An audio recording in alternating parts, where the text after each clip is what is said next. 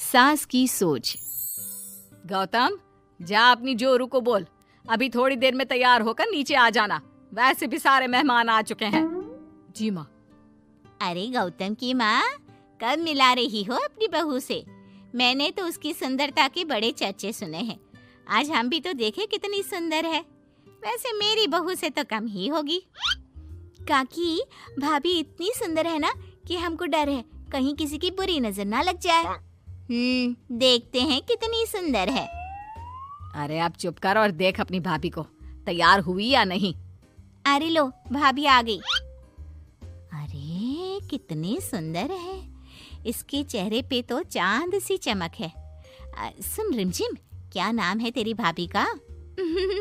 सही पहचाना आपने, चांदनी है मेरी भाभी का नाम। क्या हुआ काकी, मुंह से बाहर शब्द नहीं निकल रहे? यह चांदनी भाभी की चांद सी सुंदरता ने आपका मुंह बंद करवा दिया। हाँ सुंदर तो है, पर सुंदरता से क्या होता है? लड़की में गुण भी तो होने चाहिए। मेरी बहू में सुंदरता के साथ साथ संस्कार भी है। अरे वाह गौतम, सच्ची में तुम्हारी बीवी बहुत सुंदर है। हाँ, एकदम चांद जैसे अलग चमक रही है तुम्हारी बीवी इस पूरी पार्टी में। बात तो तुम एकदम सही कह रहे हो। इस भीड़ में भी सबसे अलग चमक रही है मेरी चांदनी। आज इस पार्टी में तुम्हारी बीवी की सुंदरता ने 4 चांद लगा दिया है। कुछ दिनों बाद जब गौतम की माँ आस पड़ोस की औरतों से गप्पे मार रही होती है। माँ जी, मेरी माँ की तबीयत थोड़ी खराब है, आप इजाजत दो तो क्या मैं और गौतम एक बार वहाँ हो आए? हाँ हाँ बहू, ठीक है। जब शाम को गौतम काम से आ जाए तो अपने मायके हो आना। ये क्या, उसने बोला और तुमने जाने दिया? हाँ, अभी उसने बताया तो सही उसकी माँ की तबीयत खराब है। लेकिन तुमने जाने क्यों दिया? तुम्हें मना कर देना चाहिए था। लेकिन क्यों? अरे तुम्हारी बहू को अभी शादी किए थोड़े ही दिन हुए हैं और वो अपने मायके जा रही है। अरे घूमने थोड़ी ना जा रही है, वो अपनी माँ को देखने जा रही है। अरे कुछ नहीं जानती, बहुत भोली हो। ये बहुएं बस बहाने बनाती हैं अपने मायके जाने के लिए। मैं तो कहती हूँ तुम अपनी बहू पे थोड़ा ध्यान दो। एक तो तुम्हारी बहू रूप की सुंदर है, कहीं तुम्हारे बेटे को बहला फुसला ना दे। अरे लेकिन वो ऐसा क्यों करेगी?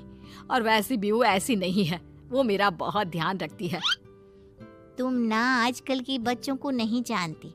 शुरू शुरू में ये सास की सेवा करना, परिवार का ख्याल रखना बहुत अच्छे से जानती है और पीठ पीछे अपने पतियों को परिवार से अलग होने की सलाह देती रहती है। क्यों बहनों, क्या मैं गलत कह रही हूँ?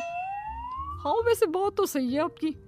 और पता है, मेरी बहन की बेटी की शादी को अभी 1 महीना भी नहीं हुआ और उसका बेटा अपनी बीवी की हर बात मानता है। और तो और अपनी बीवी के लिए अपनी माँ से लड़ता भी है। पूरा का पूरा अपनी जोरू का गुलाम बन गया है। तुम्हारी बहू वैसे भी इतनी सुंदर है, ऊपर से पढ़ी लिखी भी है।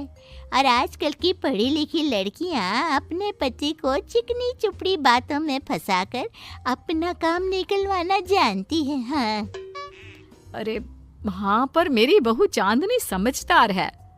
हाँ यही तो बात है। तुम किसी के चेहरे पे देखकर उसके दिमाग में क्या चल रहा है वो थोड़ी ना बता सकती हो।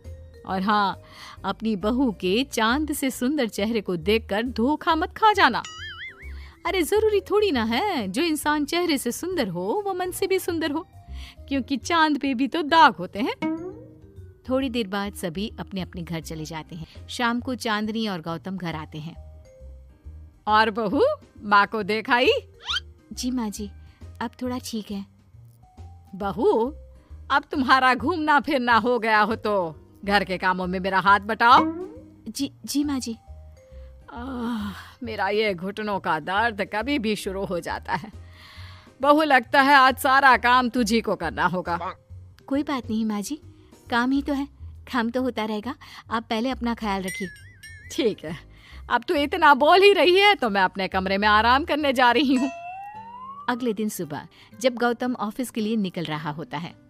माँ, अब कैसा है तुम्हारे घुटनों का दर्द? ज्यादा तो नहीं हो रहा? नहीं तो शाम को चांदनी आपको डॉक्टर के पास दिखाएगी। तुझे किसने बताया? बहू ने इतनी जल्दी तेरे पास मेरी चुगली भी कर दी? माँ, चुगली नहीं, उसे आपकी चिंता है, इसलिए उसने मुझे बताया। उसे डर था कहीं आपका दर्द बढ़ ना जाए। थोड़ी देर बाद चांदनी वहां आती है। माँ जी, मैं सोच रही थी हम लोगों को अब किसी दूसरे घर में शिफ्ट हो जाना चाहिए। लेकिन क्यों? और अचानक से तुम्हें ये ख्याल क्यों आया?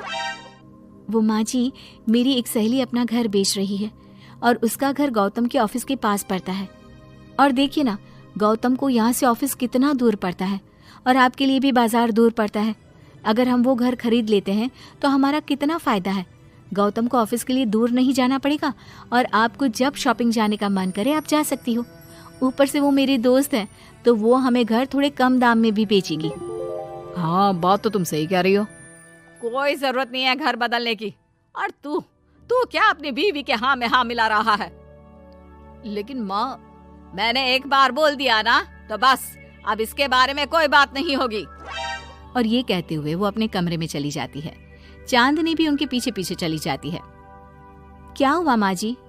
मैं कुछ दिनों से देख रही हूँ आप कुछ अजीब सा बर्ताव कर रही हैं। क्या अजीब सा? ऐसा ही तो करती हूँ।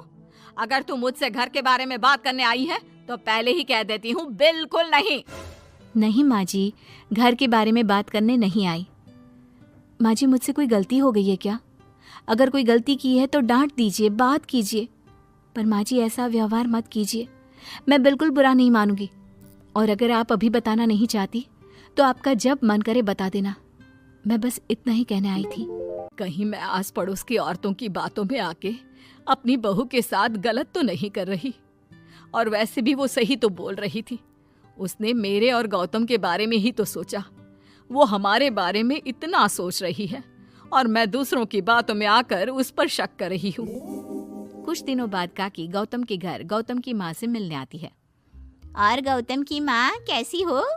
मैंने सुना तुम घर बदल रही हो। हाँ, वो वहाँ से गौतम का ऑफिस पास पड़ता है ना, वहाँ की तरफ ज्यादा सुविधाएं भी है। लेकिन इतनी जल्दी तुमने घर कैसे ढूंढा? किसने बताया? मुझे भी बताओ, मुझे भी अपना घर बदलना था। ये चांदनी का आइडिया था, उसी ने घर ढूंढा। देखा, मैंने कहा था ना, इसने अभी से अलग घर ढूंढना भी शुरू कर दिया। देखो, इसमें मेरी भी रजामंदी है। और तुम क्या मेरी बहू की जासूसी करने यहाँ आती हो या मेरा हाल चाल पूछने? मैं तो बस। और एक बात मेरी ध्यान से सुन लो, मेरी बहू भी सुंदर है, उसका मन भी उसी की तरह सुंदर है। और एक बात, चांद में दाग जरूर होते हैं, पर जिस तरह आसमान के सभी तारे मिलकर चांद जैसी चमक नहीं दे सकते, उसी तरह मेरी बहू चांदनी की सुंदरता और खूबियों की बराबरी तुम्हारी या और किसी की बहू नहीं कर सकती।